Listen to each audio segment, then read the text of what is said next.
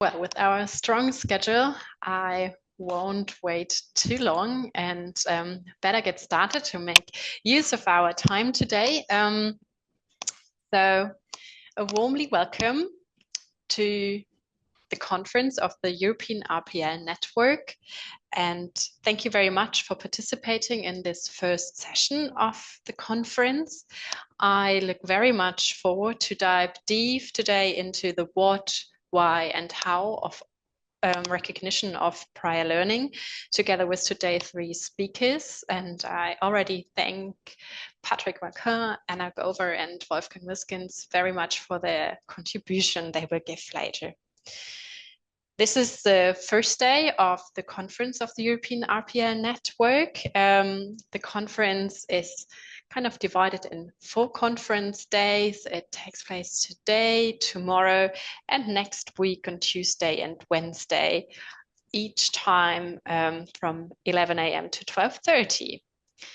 This conference aims generally publicizing the network itself. We want to encourage and support the establishment of networks in other countries and drawing attention to the possibilities of recognition of prior learning and generally contribute to the further development of this field. So I very much hope that you will all gain more insights, interesting looks on what, why, and how you can work with recognition of prior learning.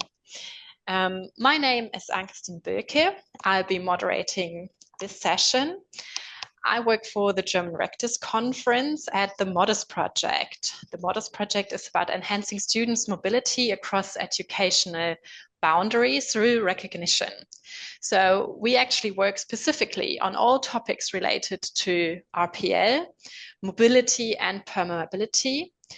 And as there's no other network in Germany working on RPL in that intense MODES serves at this platform, the network platform, so to say. And so we are part of the RPL network, a member of it, thankfully. And at that point, I would like to shortly hand over to Agnes Vizani to tell you a bit more about the background of the European RPL network. Thank you, Ann-Christine. I'm happy to take over for a minute. A very warm welcome from my side and on behalf of the European RPL Network. My name is Agnes Vizani and I work at the Austrian Agency for Quality Assurance and Accreditation. And we are also part of the European RPL Network, and I am part of the coordinating committee of the network. And as such, I would like to say a few words about the European RPL Network at the start of this 4-day conference that Ann-Christine has already introduced very nicely. So just a few words, and if you are interested in learning more about the network, please use the links that are on the screen here. You can follow us on LinkedIn and have a look at our website. The European RPL Network is an association of national networks in higher education. So our aim is to connect the national networks in Europe that deal with recognition of prior learning in the context of higher education. And it was founded last year with the support of an Erasmus Plus project, and is now standing on its own feet and a sustainable network that is also opening up to new members and welcoming new members in the future. And the network now already connects 9 countries and its national network members, 5 European institutions, and individual experts. And the network's aim is to enhance the use of RPL in higher education, to exchange experience on the implementation of RPL, and to support the establishment of national networks. And through peer learning activities, we create an added value also for the members of the national networks, which are, for example, higher education institutions. And the network's goal is also to become a common voice on RPL topics in higher education. And this first conference is a great opportunity for us to discuss recognition of prior learning in the higher education context from different perspectives with a broader audience. I'm very happy to see that the interest in the conference is so high. We have 350 registered participants from across Europe and beyond. People have registered from as far as Canada and South Africa. So a really very warm welcome to all of you. And I personally very much look forward to interesting inputs and discussions. Back to you, Anne-Christine. Thank you, Agnes. Yeah, I will go on with some very brief technical issues. You can ask, as you might be used to by now with other webinars, questions via the Q&A functions at all times. We will answer them then in the Q&A section after each presentation. In the meantime, you can, of course, upvote submitted questions that are important to you as well. And presentations and the recording of the session will be uploaded after the whole conference, so in the next coming weeks. Looking at today's agenda, we will start with the basic question: what is RPL in higher education and why is it useful for institutions, learners and society, by Professor Patrick Vaquin. This will be followed by an elaboration of the current policy context by Anna Gover, and we will finish with the practical contribution to the assessment of equivalence of learning outcomes, mainly on a German perspective, by Dr. Wolfgang Müskens. As I said, each presentation will be followed by a Q&A, and we will finish today by 12:30. So our first speaker today is Professor Patrick Vaquin from the French Tertiary Education and Research Institute in Paris. Patrick, you will speak about what is RPL in higher education and why is it useful for institutions, learners and societies. You have a very long history in the field. You're currently a professor at the Conservatoire National des Arts et Métiers, excuse my missing French here, but you've worked for the OECD and the French National Research Center on Employment and Qualifications, and have a long experience in data collection and modeling in the field of education, training, and the labor market. And with the Models Project, we've also worked together before, and I know we value your perspective on RPL a lot. So I'm curious now to hear your presentation. So the floor is yours. Thank you. Thank you. Thank you so much. Let me share my screen. Someone else is sharing. Oh, yeah, that's why. Okay, let me share again. Very good. So I'm assuming you see my screen. Good morning, everybody. Thank you to the organizers for giving me this opportunity to discuss RPL in the very specific field of higher education. So let me be very clear. I will not talk so much about RPL as such, but RPL in the context of higher education. And I will follow a very original outline. I will talk about what and why, which is the title of the presentation. And I will again try to focus on higher education and in particular the institutions, of course, the learners and the society as a whole. So what is RPL in higher education? The short answer, and I start by the conclusion, so it's quite useful for you. I don't think it's very different. I don't think it's very different RPL in typically the TVET sector, because the two traditional sectors where we do RPL is TVET, technical and vocational education and training, or higher education. And typically, generally accepted short definition is that RPL is a process by which you assess applicants in order to, if they meet The standards, typically qualification standards, you award them a qualification or credit toward a qualification or some kind of exemption. There are many, but this is the short definition. This is the long definition, and I will save a little bit of time here, and I don't want you to die of boredom, so I will skip it, but you have it if you want to read it later. It's just focus a bit more on some detail like quality assurance, the type of learning, formal learning, non-formal learning, informal learning, etc., etc. But really, what you need to know if you're not familiar with RPL is that it is a process by which you assess people. And what you assess is the learning outcomes. And that's key in my presentation. You do not assess knowledge. You do not assess competencies in the definition. You assess learning outcomes, whatever they are, in relation to the qualification standards, in relation to the qualification people are shooting for. So long story short, RPL is about assessing what people know and can do instead of teaching and training them. That's the key issue, which is not too relevant here today, but I want you to insist. RPL is not a training process. RPL is not a teaching process. RPL is really an assessment process. RPL is a second chance of qualification, or as I said before, a second chance of credit, etc., etc.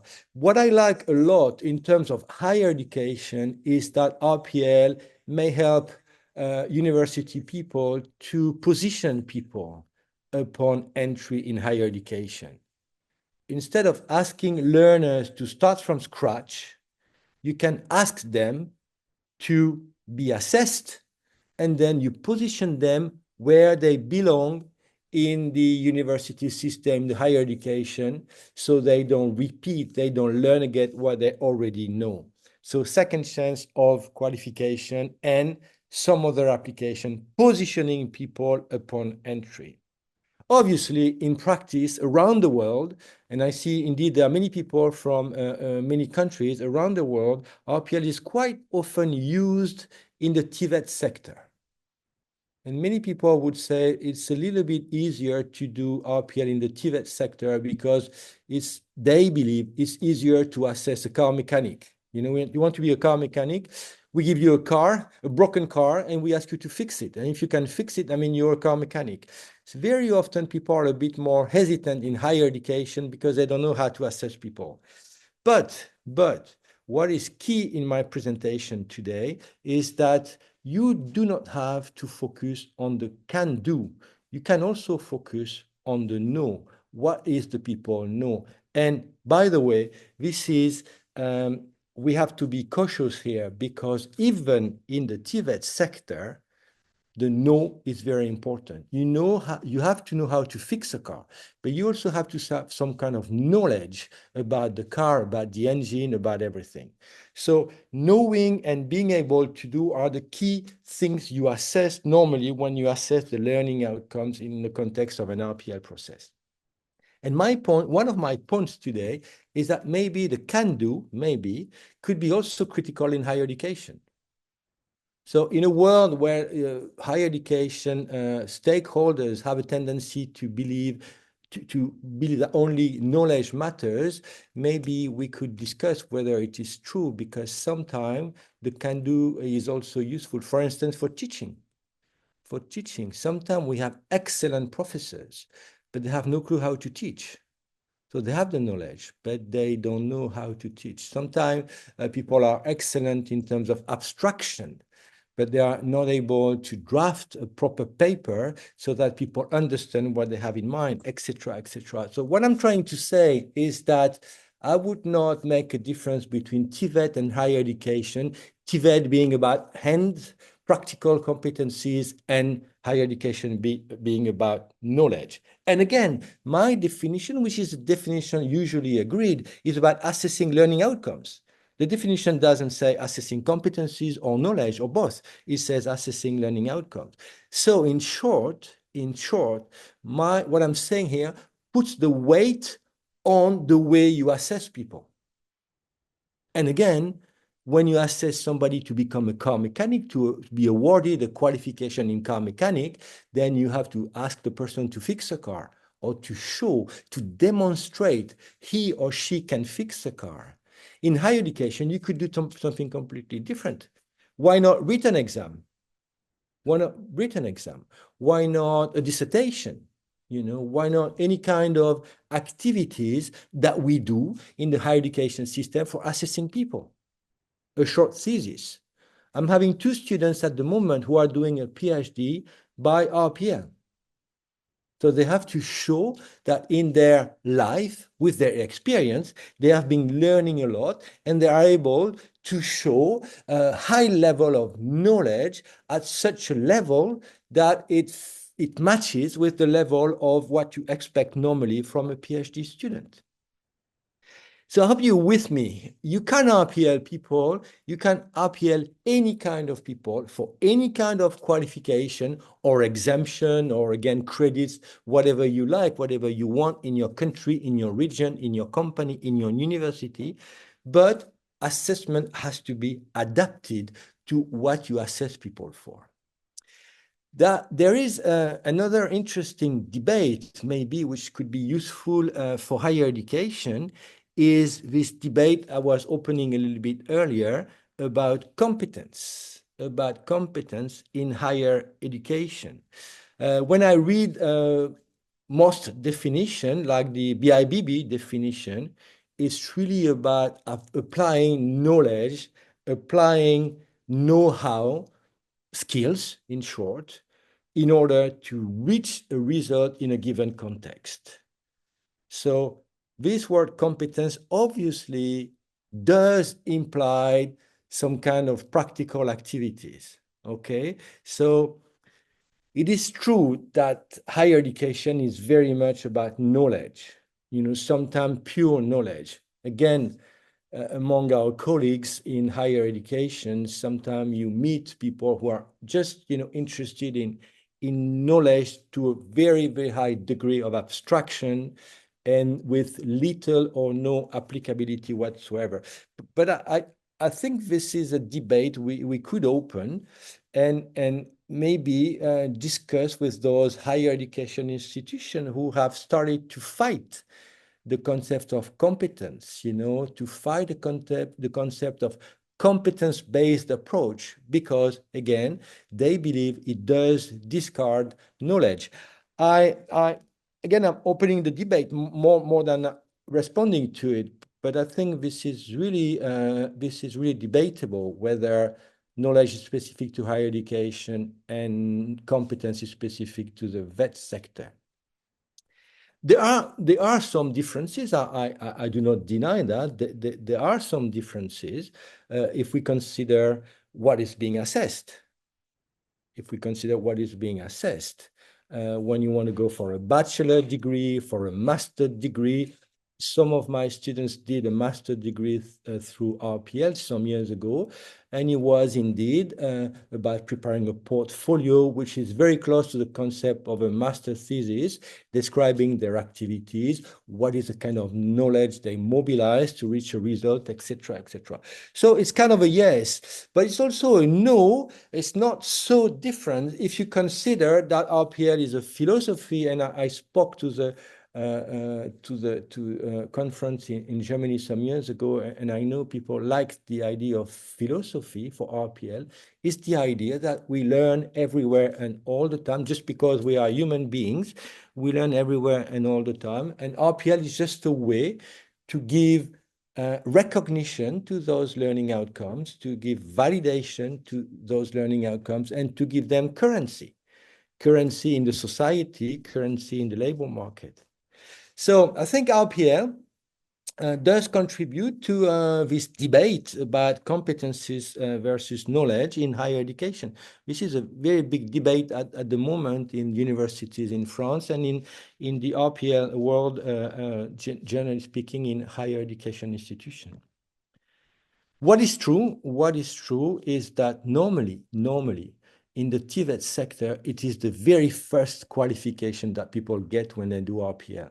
In higher education, we could, again, open a little bit the discussion, and it could be for someone having a master, but deciding at the age of 45 or 50 to do something else, in terms of project, in terms of career, in terms of whatever, and try another master, meaning at the same level, but without having to study from scratch. This is very useful for institutions, I would say, because RPL does create lifelong learners. Obviously, I only have anecdotal evidence, but they are very strong. Many of the students who did RPL in my university, quite often, they told me after RPL, I'm good at that. I didn't know, but I'm good at that, and I will go on for a master, or I will go on for a PhD. Again, I don't have hard evidence, but we talk to those students, to those learners, to those applicants, and very often they continue in the formal system after doing a qualification in RPL. And we know for a fact that people below upper secondary education, what you call Abitur in Germany, they don't become lifelong learners. We have strong, hard evidence about that. So using RPL to create lifelong learners cannot be a bad idea.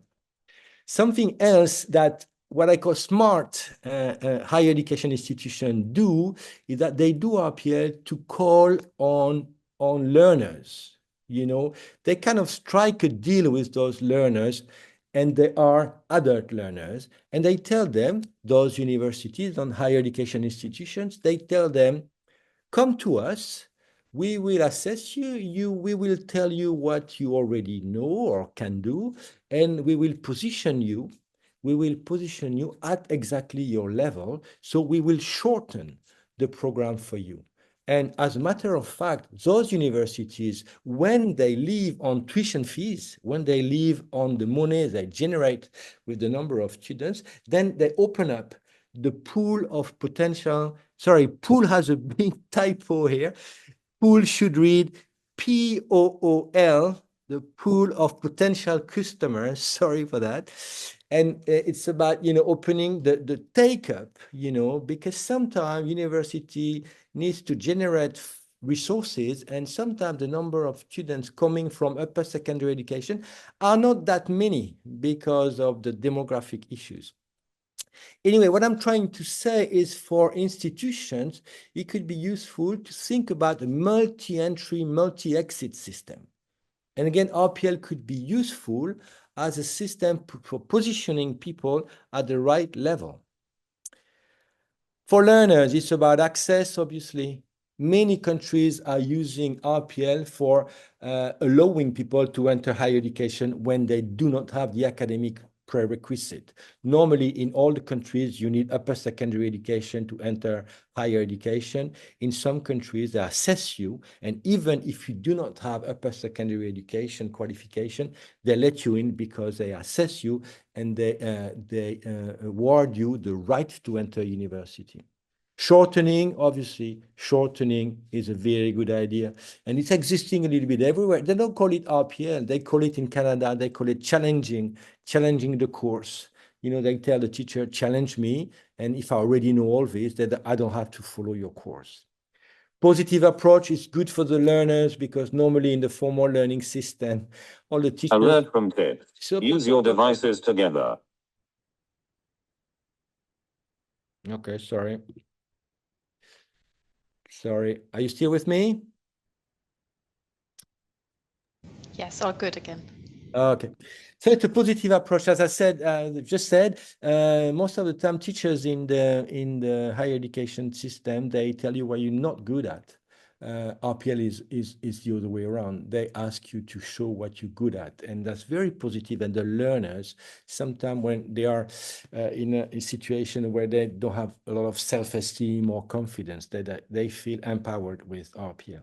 Self-esteem, I've just said it. Mobility, career change. This could be useful for people if they don't want to do the same thing for the entire life. And again, with life expectation increasing a lot, that's a useful approach.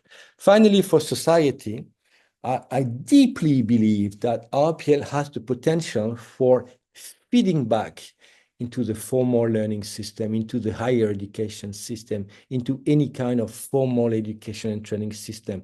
Because RPL is about assessing people, their learning outcomes, what they know, what they can do, or both. And so when you assess those people, you realize what is useful for the assessors. If you bring professionals, you have a bachelor of accountability, or you bring accountants into the assessment process, and they know exactly, these accountants professionals, because they are in the labor market, exactly what is useful to know. And so they can, by shaping the assessment process, they can inform the formal education training system about what is expected in the labor market. So this feeding back idea, I think, is very useful for society. Obviously, RPL responds to a social demand, because there is a big demand for qualification and not necessarily for learning. I think this is a key finding from research, that people are really interested in a qualification, in a document describing their competencies, their knowledge. They are not interested, when they are adults, to go back to a classroom or theater and learn again. So RPL is really a win-win for everybody, including the society. It is cheaper. It is cheaper. It is not cheap. Don't get me wrong. Don't misread. RPL is not cheap, but it's a lot cheaper than formal education and training, because you do not have to do everything from scratch. And we assess you at the level you are. And if you miss a little bit of knowledge or competencies, then you can train for only what you need and not for the full thing. It is the most inclusive system I know. It is not connected to the social status of your parents, of your family, not connected to your economic situation. You just bring your knowledge to an assessment, and people will assess you. And if you meet the standards, then you will be awarded a qualification or credits or whatever. If you do not meet the standards, and this is life, some people will fail, and that's okay. We have to accept that some will fail. Always have a big fight with some charities and a kind of organization all the time, because they want to give a qualification to all the applicants. I say, no. They have to meet the qualification standards. Thank you.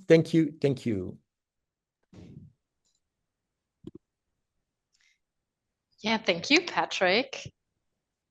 Thank you very much for this introduction. The possibility to ask questions via the Q&A button on the bottom, possibly, of your screen is now open. So everyone in the audience is now invited to ask Patrick the questions that arouse while listening. Maybe I start off ending with your last point of the inclusive system that will then be when RPL is in place. But I guess that to get to this point of this inclusive system, we also have to establish a culture of recognition. That's at least how we define it in Germany. So we talk about a culture of recognition, and you would also say that this dimension of recognition from society has also be there, that this inclusive system can be reached. So Patrick, what would you say, what the key aspects are to establish such a recognition culture? Thank you. It's a very good question. I know countries with a beautiful system, nobody is aware, and the take-up is non-existent. So my response, in short, is communication policy. There is no point having a beautiful law, having a system in place, if you don't inform people about this opportunity. And believe me, when they are informed, what they know, what this is about, etc., they listen carefully, because again, they got to understand in their life that only people with a qualification at some point will make it, and I'm talking about labor market, but also the society. When you go to a meeting in your neighborhood, who is talking all the time? The doctor, the medical doctor, the lawyer, the whatever, it's very, very exceptional that people without a qualification take the floor and speak in front of a group. Say people have got to realize a qualification is useful, but again, they don't want to go back to a classroom. That's the big mistake. Sending adult to a classroom doesn't work. We tried many times in many countries, it doesn't work. So communication policy, but you're right, absolutely right. It needs a cultural shift. You need a cultural shift. We have to get people to accept that we learn everywhere and all the time. Yeah. And then you can take example. You can take example. Germany is a bad example because the culture of RPL in Germany is not very good. I think just because most people believe it will be a competitor to your beautiful dual system. I don't think it's a competitor. I don't think it's a it's a companion. But anyway, I'm not here to talk about Germany. So communication. You explain what you're doing. You're not awarding qualification to everybody. You're not awarding qualification to people who do not deserve it. Yeah. You just say there are other ways to learn. Yeah. So come to us, we will assess you. And if you know already, what's the point in learning in a classroom? Thanks. Thank you. Yeah, so as communication is the key, maybe after this session and conference, you all in the audience can communicate to colleagues what they've taken away from it. So we've got some questions now from our audience. I'll start with one from Paul Silver. He asks, what relationship do you envisage between the French validation system and RPL on a global scale? I'm not sure I understand the question because for me, the translation of RPL is VAE. So for me, it's the same. Okay, maybe that's what had to be clear again. Okay. Oh, well, again, I had only 15 minutes, so you have to excuse me for being fast. Yeah. But, it's called RVCC in Portugal. It's called PLAR in Canada, Prior Learning Assessment and Recognition. It's called whatever you want. It's called trade testing in Malawi. They've been doing that for 50 years. They just assess people when they are good professionals. They don't have a portfolio. They don't call it RPL. But again, that's accepting that you learn everywhere and all the time. Okay, but since there is the question from Christina, I would like to take this opportunity to say that I do believe that RPL is becoming a bit weak in Europe. I think it was big some years ago. We RPL'd the RPL ready people. So we have a massive number of people being RPL, successfully RPL. But then we are reaching a layer of applicants, who do not have all the knowledge, all the competencies to meet the standards. So we tell them that we cannot give them the qualification. They have to go back and learn a bit more, etc. They give up, But RPL is massive in Africa. RPL is massive in Africa because RPL is made for Africa and Africa is made for RPL. The number of competencies, the knowledge over there is massive, but people couldn't go to school long enough to get a qualification. So we have to assess them. Thanks, Paul. I saw your response. Thank you. This is the same. They have many names. Yeah. You call it Valicom in Germany. Yeah, or our colleague Wolfgang will later on also use a shortened form PLA as well. Well, maybe to finish off, would be interesting for the audience, your advice on what can networks in the countries and on a European level contribute to get to this shift of culture? Like, what would be your takeaway if, looking at different countries, you said there are different situations, but what would you think from your experience in France has to be done and what can everybody do? The weak point by far is the evaluation. We do not evaluate what we are doing. We do not collect data. This famous monitoring and evaluation thing, it's just not a word, buzzword. It's just something to show people it's good. If we could show people doing RPL getting a job, getting a better job, entering a master degree when they have only a bachelor, or getting a PhD when they only have a master. If we could have some hard evidence to show this is actually happening. This is actually happening. People doing RPL have a significant change in their life. Maybe because I strongly believe it's good for fighting the gender issues. I truly believe that RPL is a solution for many women who do have knowledge and competencies, but are kept in a lower position because of the way our systems are organized.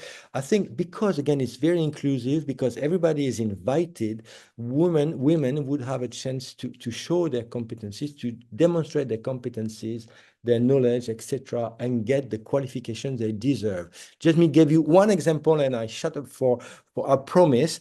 A mother of 10 kids, and Christine, a mother of 10 kids, she knows how to manage a budget. She knows how to problem solve. She knows how to do conflict resolution. She can cook, obviously. She knows how to manage a calendar, And you look at what employers are looking for at the moment. Exactly this. Problem solving, working in team, etc., etc. So there is some room. There is a lot of room for using RPL for a more inclusive society. Thank you. Thank you, Patrick. I've only got one daughter so far, but I believe that everyone gets what you were saying, and or every parent at least, of how the shift on competences happens, and that to value competences in any possibility in the academic sector then, where they are needed. So thanks again. We now go over to Anna Gover with the next presentation. Anna, you will talk about RPL and the policy context. And this is kind of where you're coming from. You're the director of the European Association for Quality Assurance in Higher Education in Brussels, ANCHA. And in this position, you represent ANCHA as a partner in the European RPL network. And you've been almost 10 years of experience in working in quality assurance of higher education. Previously, you've also worked for the European University Association. So long time in charge with policy on the European level. So thank you very much. And the floor is yours now. And we see how RPL in the policy context is discussed. Thank you very much, Anne-Christine. Thank you, everybody, for the invitation and the warm welcome.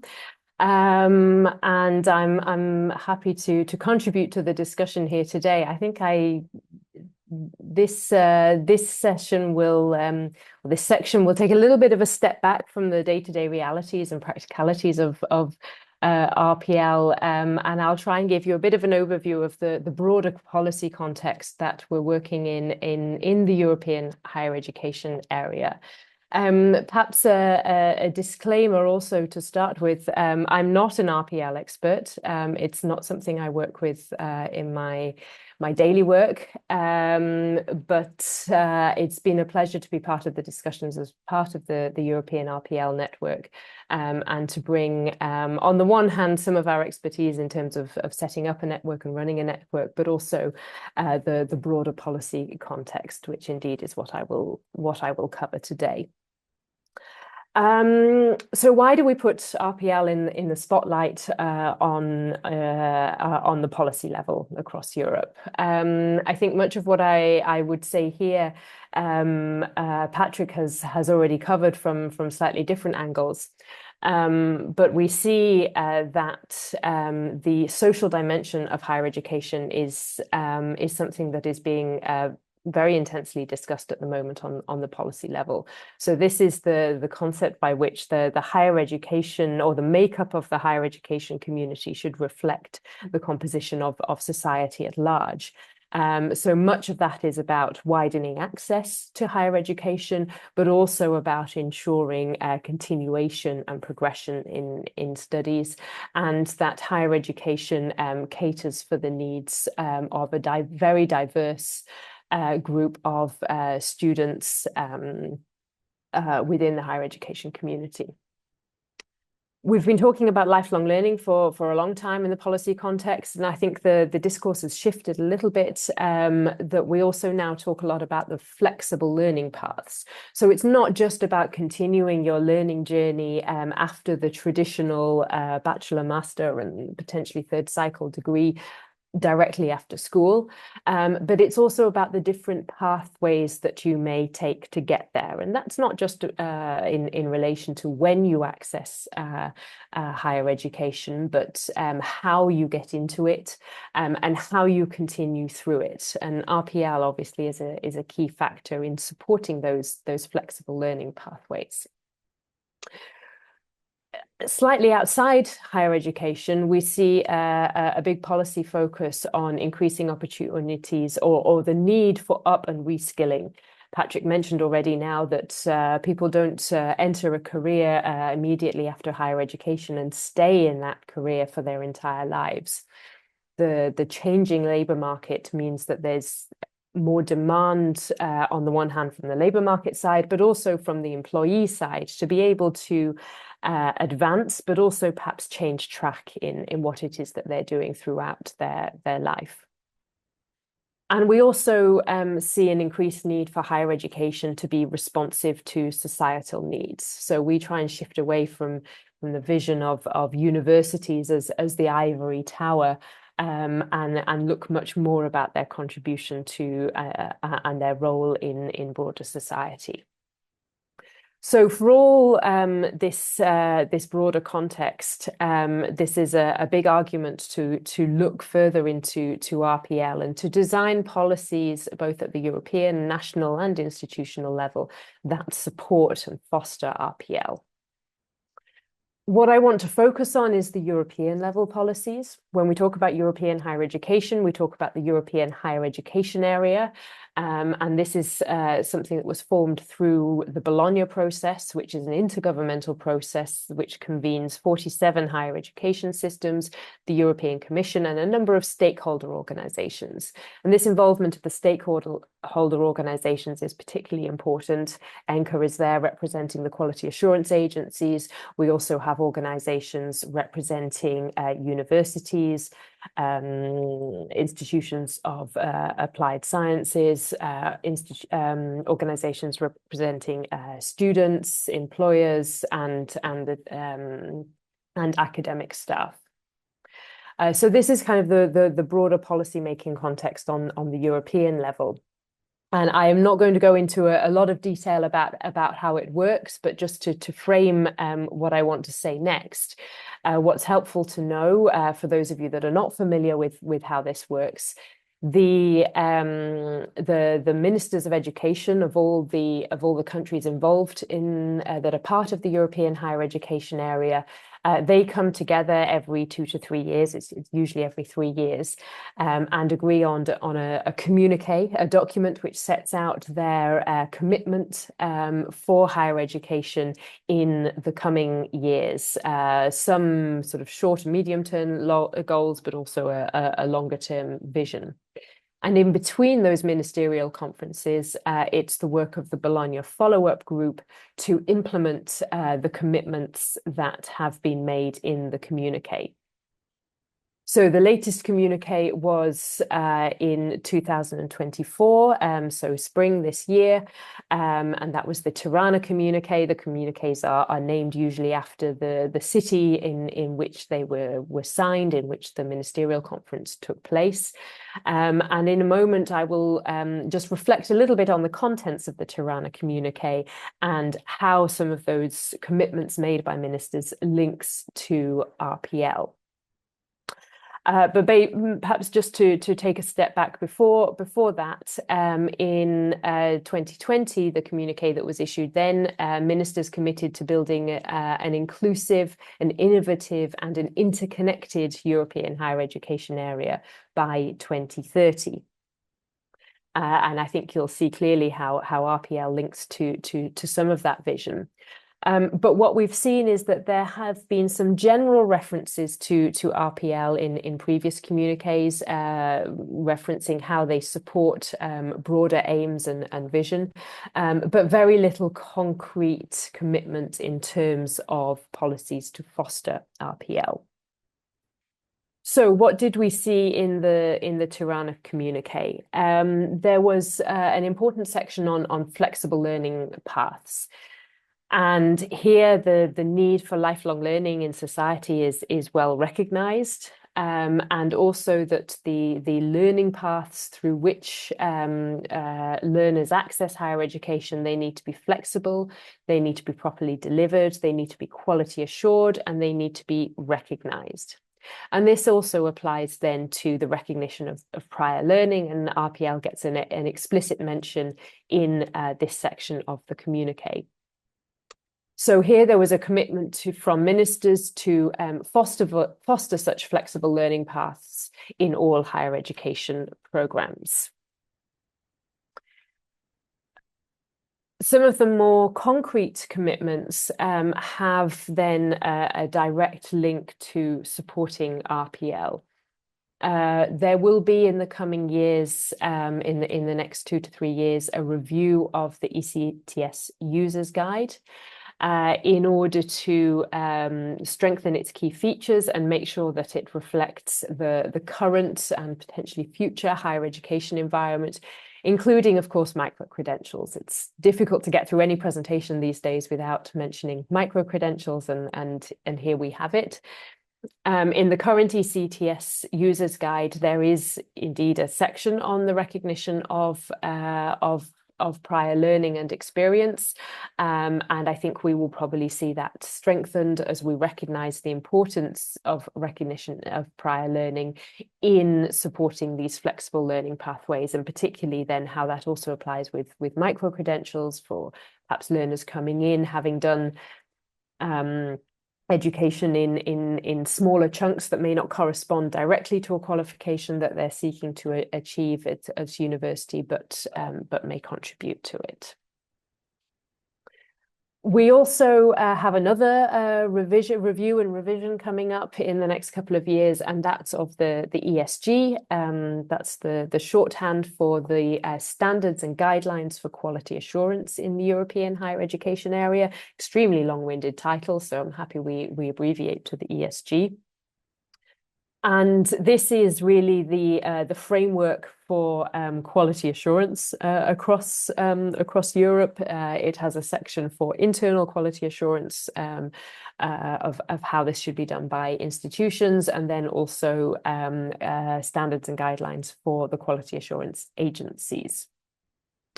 What we have in the current version of the ESG is a standard on the student life cycle. So this covers access, progression, certification, recognition. And in the guidelines to that standard, there is a reference to the need for fair recognition of prior learning, including the recognition of non-formal and informal learning. Obviously, the revision of the ESG is something that ENCA is very closely working on. We're one of the core authors, one of the co-authors of the ESG. And what I can say from the first discussions that we've been having about this revision is that the issues around the flexible learning pathways and what this means for quality assurance is something that will need to be addressed quite strongly through the new document. So I think we can see that there will be a further reference or there will be discussions on how recognition of prior learning and the quality assurance of that can be further referenced in the ESG. The other point that I want to bring up, directly quoting from the Tirana communique, is around the social dimension of higher education. And this is something that has been worked on quite intensively through the Bologna process for the past years.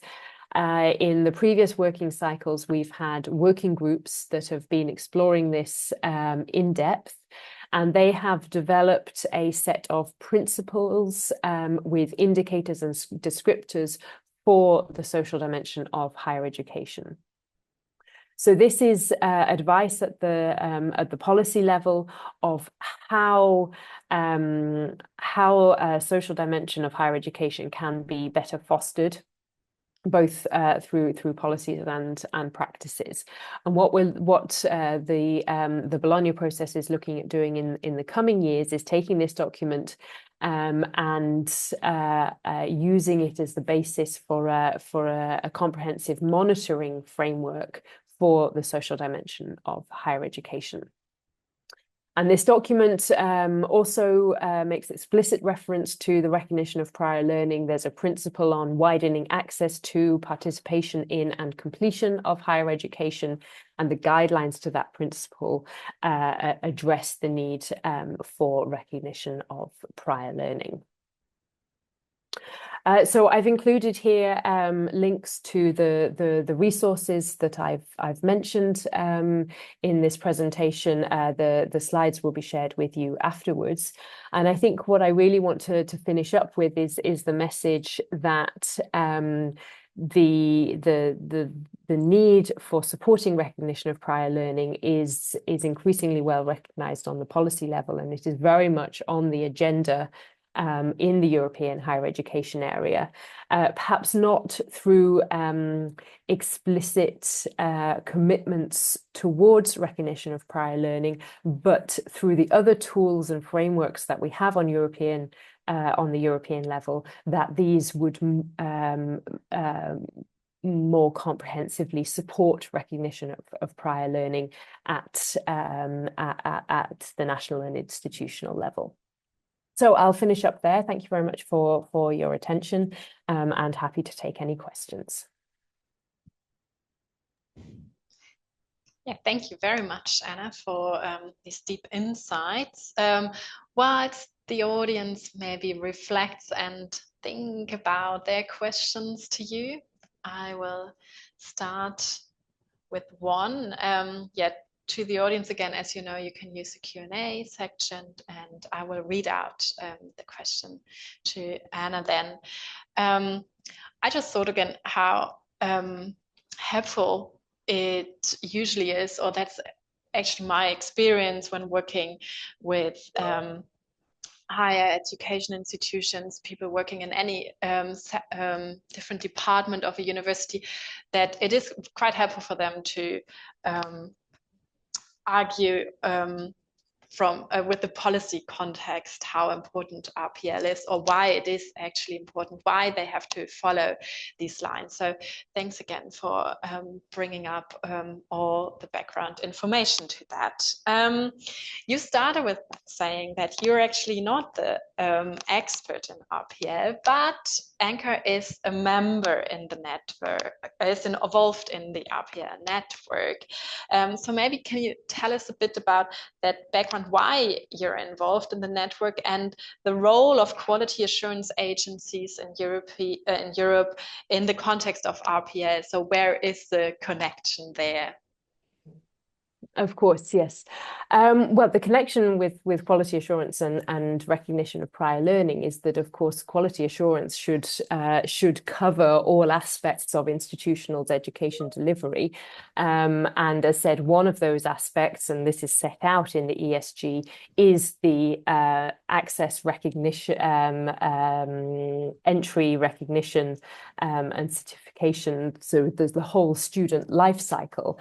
And it's clear that RPL forms part of that, so it's important that it's covered by an institution's quality assurance procedures, which is then also reflected in what is looked at from the perspective of the quality assurance agencies. Perhaps then to the first part of the question, which is more about Anchor's involvement in the European Recognition RPL network. I think there are kind of two strands to this. One is about enhancing this link between quality assurance and RPL. As said, we in the quality assurance community are perhaps not RPL experts, but gaining a deeper understanding of it helps us to see how this should be addressed through quality assurance. And through ENCA being part of the network, we're then able to share the work of the network and the lessons learned with our quality assurance community. And hopefully that is then interest to them. And you know, of course, we've also disseminated information about this conference. And I see a couple of names on the participant list that I recognize from quality assurance agencies. And of course, the Austrian agency has been a key part of that. And we see that many agencies have different responsibilities in terms of the work that they do at national level. And some of them also then play a role in supporting more explicitly the recognition of prior learning. I think perhaps one of the other interesting things that we've been able to share in the network is the lessons that ENCA has learned in terms of running a network and what members find helpful and what kind of challenges we come up with. And that's not to say we have all the answers, but it's not an easy thing to set up a network from day one. And it's been a pleasure to be able to contribute to that journey. I think the other thing I could say, if I have one more minute, is what we see as being really important is the sharing of experience and knowledge and examples across Europe. You know, working in an association which covers all of Europe and beyond, we see that this is a huge added value for our members, and being part of the network activities of the European RPL network. I see that this is also the case for the European RPL community. Having an understanding of how things are done in different countries and in different institutions is hugely beneficial for those working on these topics on the ground. It's not necessarily about taking ideas that you see in other contexts and replicating them in your own, but you may take home one or two ideas and think about how that could be translated into your own context. But you also have a sensitivity that things are perhaps done differently in different countries and different institutions, and that's really important for the European higher education community, that we have those connections with each other across different countries.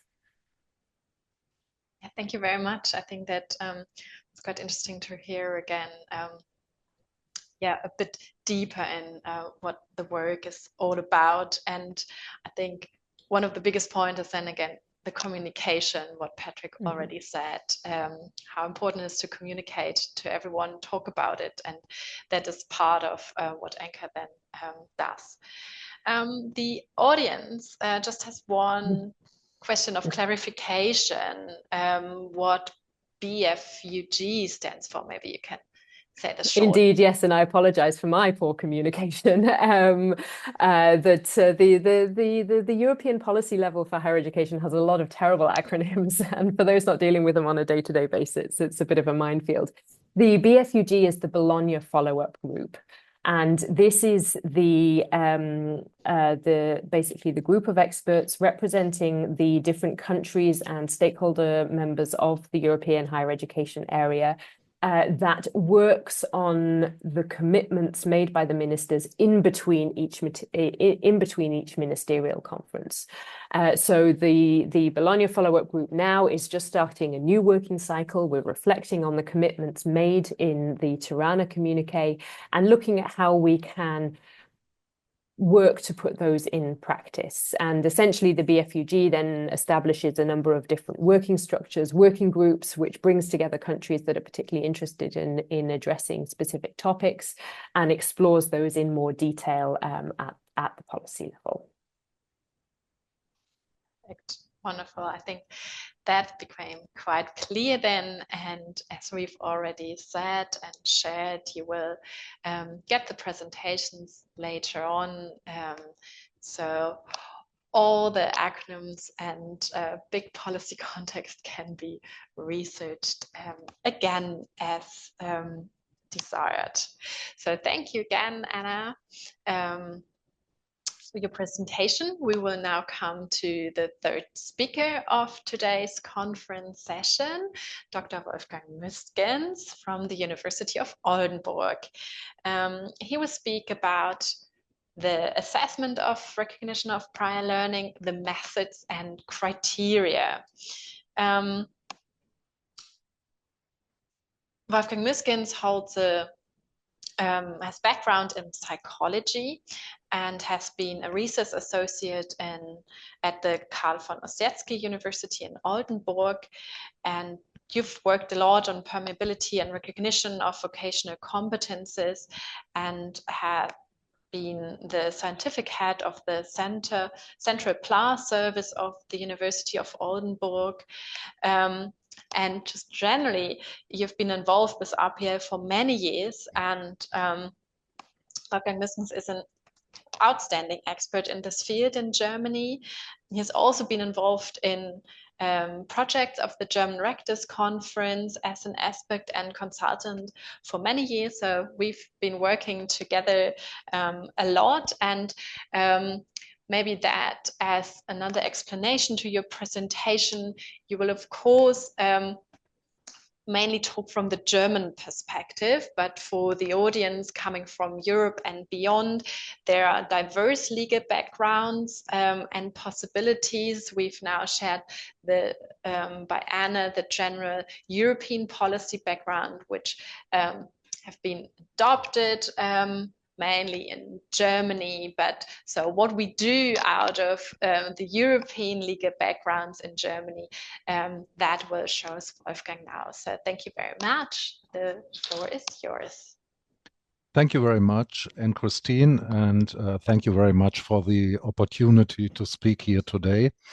I come from the University of Oldenburg, which is in the northern part of Germany. And as Anne-Christine said, I'm working for about 20 years in the field of recognition of prior learning. I will talk today about method and criteria of recognition of prior learning, which is rather challenging in 15 minutes, and therefore I will focus on the method and criteria we use at the University of Oldenburg. Of course, there are other methods and criteria in Europe. I learned that there is often a little bit confusion when I talk about RPL. There are many types of RPL, and when I talk about our type that we practice in Oldenburg, you, the listener, may think of a completely different type of RPL. And because of that, I use a little mnemonic called the atom mnemonic. You see these are the first letters of the table here, and to explain to you what kind of RPL I'm dealing with. And the A stands for the aim of the recognition. We only in Oldenburg deal with recognition where study modules are exempted.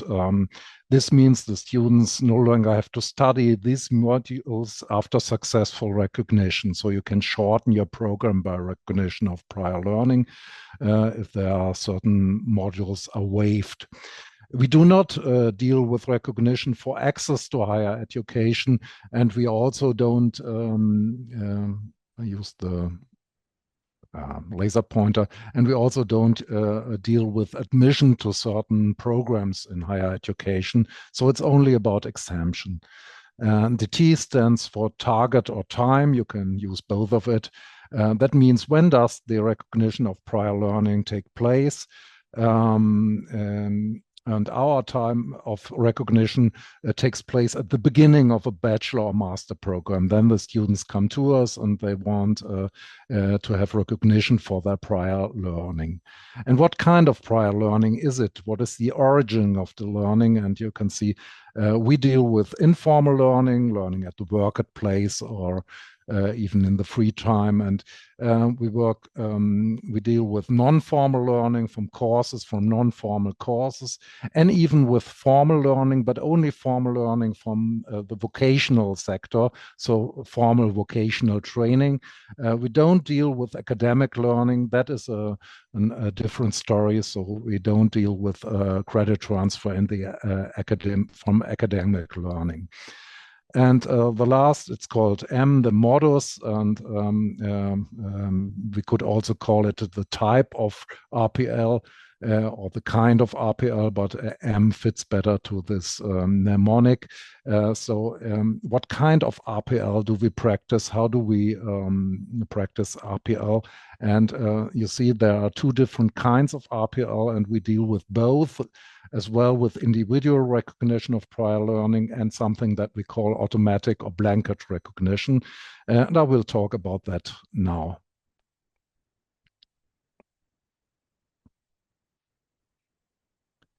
So here you see the beginning of the individual recognition.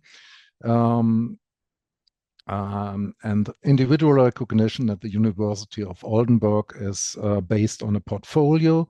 The students have to compile a portfolio, and they have to compile it on their own. And at first, they have to go to a counseling at the examination office. And then there is a special service, a counseling service in the university that helps the students to prepare their portfolio.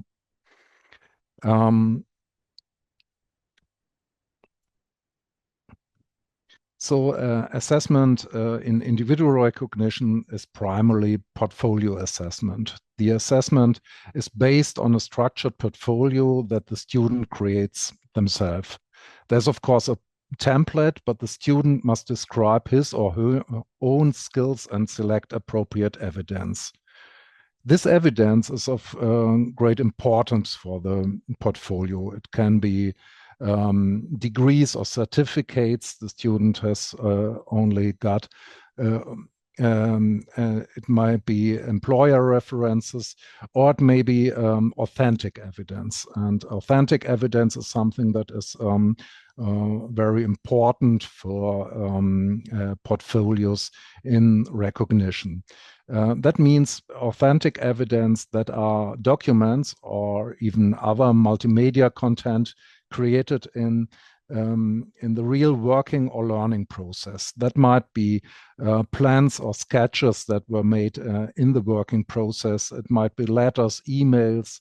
It might be journal articles about the work. And it can be of, it may be texts, but also it may be pictures, videos, or even objects. Anything can be used as authentic evidence if it demonstrates the skill a student has that may be useful for the recognition process. The portfolio then is, is then sent to the lecturer. Normally it's the lecturer who decides on the recognition. We call this a lecturer a subject representative, and the lecturer decides on the portfolio, on the application, and decides if their modules are exempted or not.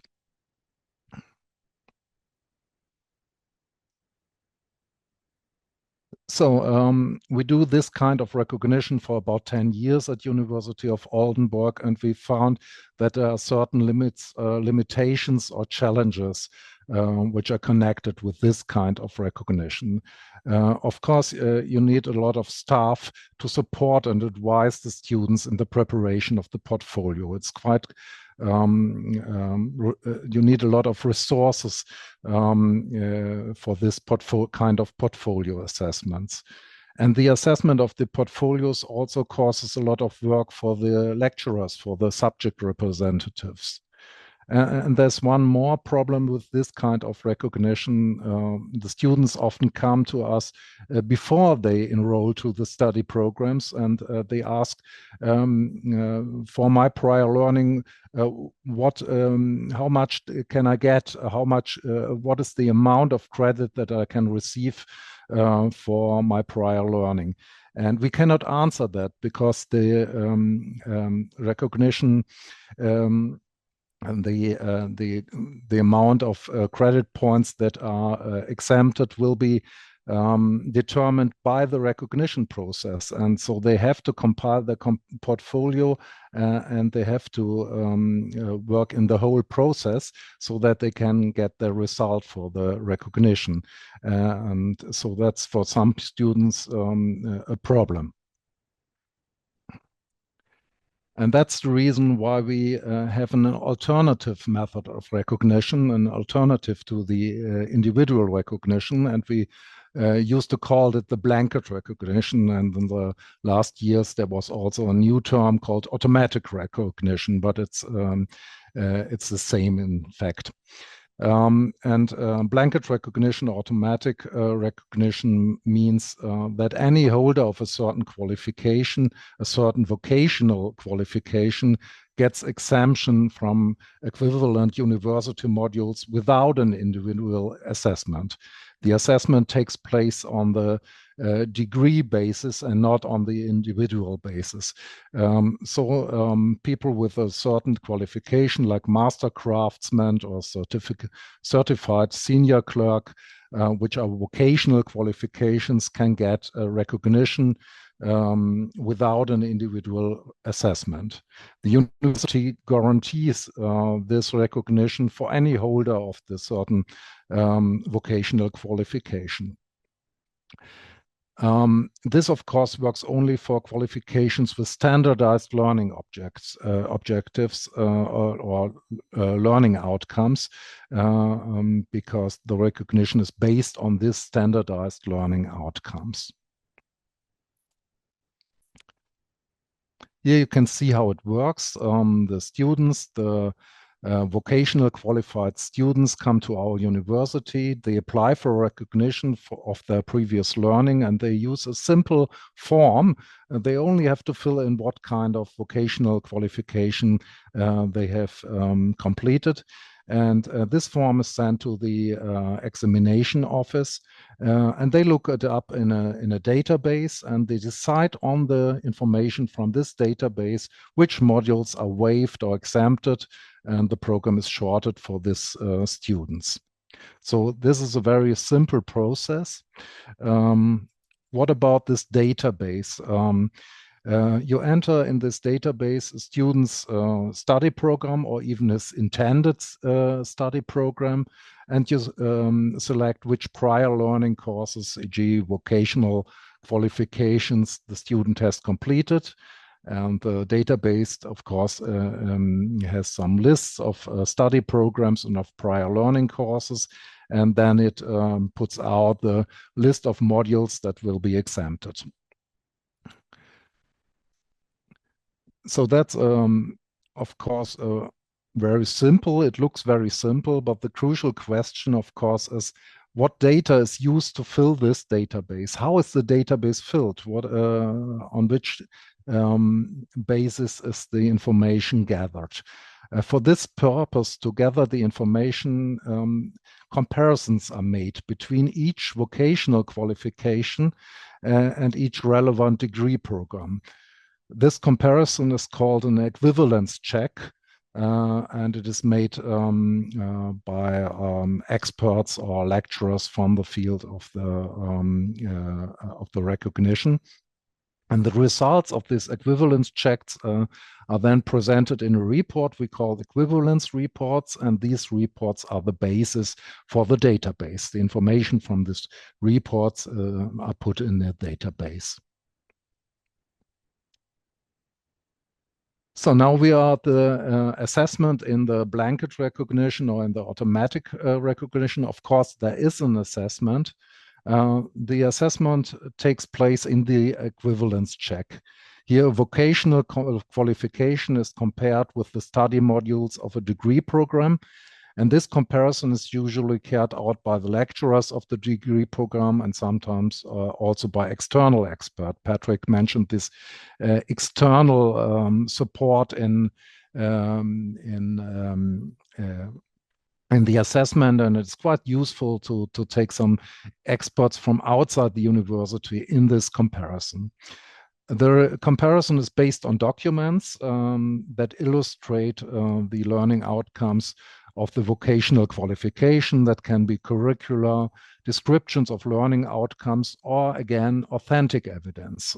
Authentic evidence plays a role here too. That can be, in this case, course materials that are used in the actual course, like presentations, textbooks, examinations, assignments, and so on.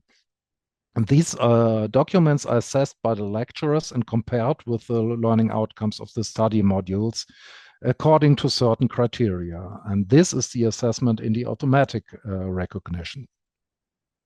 So what are the criteria? And that is the last slide here. I would look to show you the criteria we use for recognition in Germany. We have two criteria, and both of them have to be fulfilled for a study module to be recognized. And we call these two criteria the content criterion and the level criterion. The content criterion refers to the learning outcomes of a study module, and it says that at least a certain part, at least 70% of the learning outcomes of the module must be covered by prior learning to be recognized. And some universities also say 75%. We say in Oldenburg 70%, but that is not so important, I think. However, a certain part of the learning outcomes has to be covered by the prior learning. And the level criterion, the second criterion, says that the level of the competences that will be credited must not be significantly below the level of the study module. So there has to be no significant difference between the levels. We have developed some instruments measuring this level, and these instruments are based on qualification frameworks. So level means level from the qualification frameworks. As I said, both criteria must be fulfilled or must be met. And as you can see, there's an idea of equivalence in this criterion, in the first criterion. It says the knowledge that will be recognized must not be identical, has not to be identical, but it has to be equivalent. And that means you can learn something in a different way, and it contains an idea of compensation, that maybe you have learned something, you didn't learn some points, and you learn something other that compensates the missing knowledge. And that's the main idea of compensation that is included here. Yes, thank you very much for your attention.